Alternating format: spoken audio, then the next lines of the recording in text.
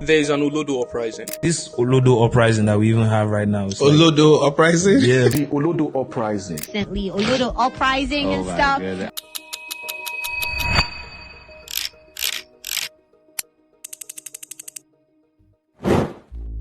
Imagine introducing the legendary African philosopher Professor Kwame Gyekye to TikTok today. No followers, no viral dances, no clickbait. Just a man trying to convince people that ideas matter. Do you think he would trend? Or would somebody making monkey noises get 10 million views instead? And if Nigerian rapper YC is right, maybe we are witnessing something bigger than a social media trend. He called it the Olodo Uprising. This Olodo Uprising that we even have right now. Olodo Uprising? Yeah, bro. It's terrible. I promise you. It's like we're trying so much to accommodate unintelligent people and ignorant people because we don't want them to feel bad and all these things. So now they're now like the majority. It sounds like a joke, right? I'm beginning to think it isn't. Spend one day on social media, not scrolling, observing. The videos that make you laugh, the videos that make you angry. The videos the algorithm keeps rewarding. Now ask yourself something. How many of the people dominating your screen are teaching you something? And how many are simply occupying your attention? This isn't a criticism of entertainment. Societies need entertainment. The real question is, when did entertainment become more influential than expertise? Because this isn't happening only in Nigeria or Ghana. Across the world, public trust in experts have been challenged by misinformation, conspiracy theories, and the viral spread of emotionally charged content. At the same time, social media platforms increasingly reward engagement through their likes, comments, shares, watch time, regardless of whether a post is insightful or merely provocative. So perhaps the Olodo Uprising isn't a Nigerian story. Perhaps it's a global one.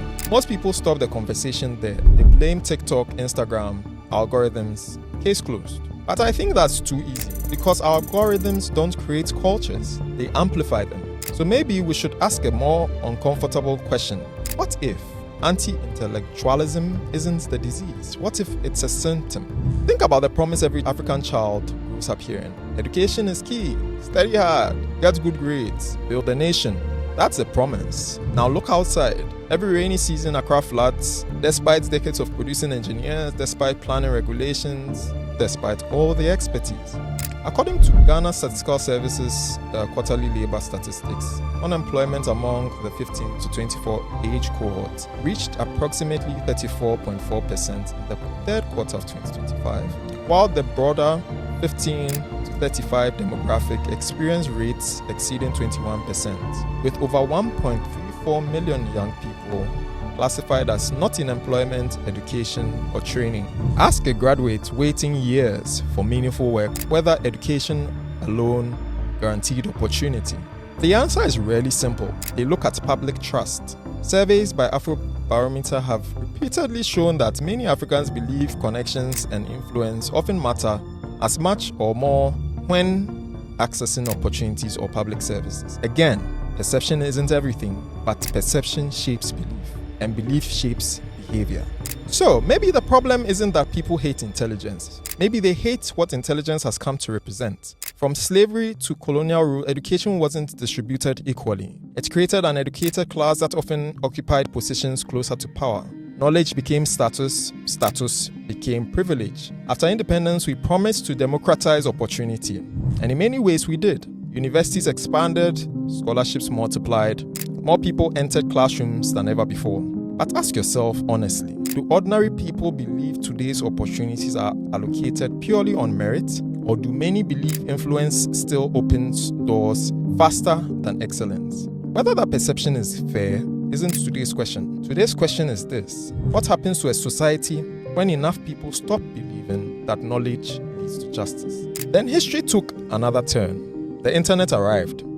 For thousands of years, knowledge belonged to libraries, to universities, to the privileged few. Suddenly, it's belonged to anyone with a smartphone. But knowledge wasn't the only thing set free. Attention was as well. Now the professor and the prankster live on the same timeline. The researcher competes with the rumor. The historian competes with the conspiracy theorist. The teacher competes with the troll. And the algorithm doesn't ask, who is right? It asks, who kept people watching? Those are very different questions. Here's the irony. The greatest intellectuals never wanted followers, they wanted thinkers. Chinua Achebe didn't write to sound intelligent, he wrote to help Africa see itself. Ama Ata Ayedu challenged inherited assumptions, not because it was fashionable, but because she believed literature could expand consciousness. Real knowledge has always done one thing. It humbles you. The more you know, the more you realize how much you don't know. Fake intelligence does the opposite. It performs, it gatekeeps, it looks down on people. And maybe, just maybe, that's what people are rejecting. So perhaps, YC was right. There is an uprising. We can see it all over, and a very violent one at that. Violent and vicious. But maybe we've misunderstood who the Olodos really are. Because ignorance isn't simply the absence of knowledge. Sometimes it's the refusal to use knowledge for the benefit of others. Maybe the real danger isn't that we are producing fewer intellectuals. Maybe it's that we are producing fewer intellectuals that society can trust. Because when knowledge stops serving people, people eventually stop respecting knowledge. And when that happens, someone else fills the vacuum. Not with facts, not with wisdom, but with certainty. History has shown us time and again that societies can survive disagreement. What they struggle to survive is the loss of respect for thinking itself. The question isn't whether the Olodo Uprising is real. The question is, who created the conditions for it to thrive? Nokre, civilizations are not remembered for the noise they produce, but for the ideas they preserve.